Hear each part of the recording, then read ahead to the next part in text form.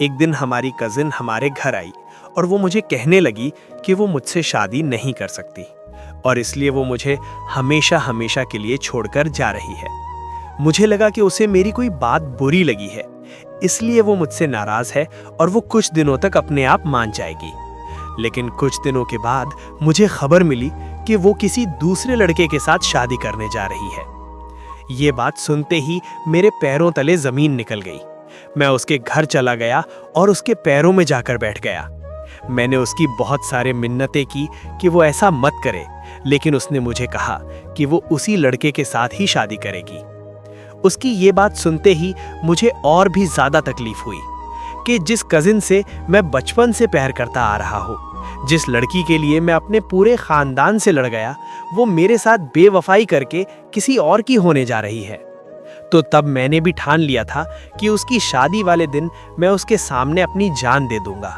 तो आखिरकार उसकी डोली और मेरी मैयत उठने का दिन आ ही गया। मैं अपनी जेब में जहर लिए उसकी शादी में पहुंच गया। वो दुल्हन के जोड़े में बहुत खूबसूरत लग रही थी। जैसे ही उसने मुझे देखा, वो मेरे पास आई और मुझे गले लगाकर वो जोर जोर से रोने लगी और मुझसे कहने लगी कि मैं तुमसे बेइंतहा प्यार करती हूँ।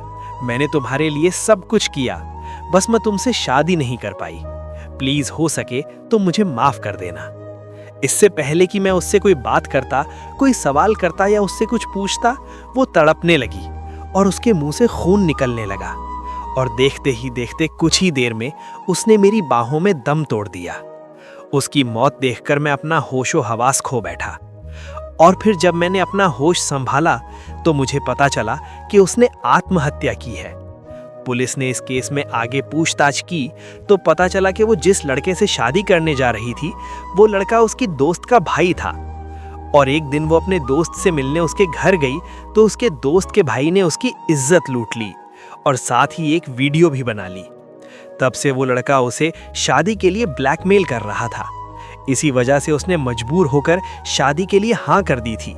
क्योंकि वो मुझसे बेवफाई नहीं कर सकती थी, इसलिए उसने ये सब बातें छुपाई हुई थी और जब वो ये सब बातें मुझसे नहीं बता पाई तो आखिर में उसने अपनी जान दे दी।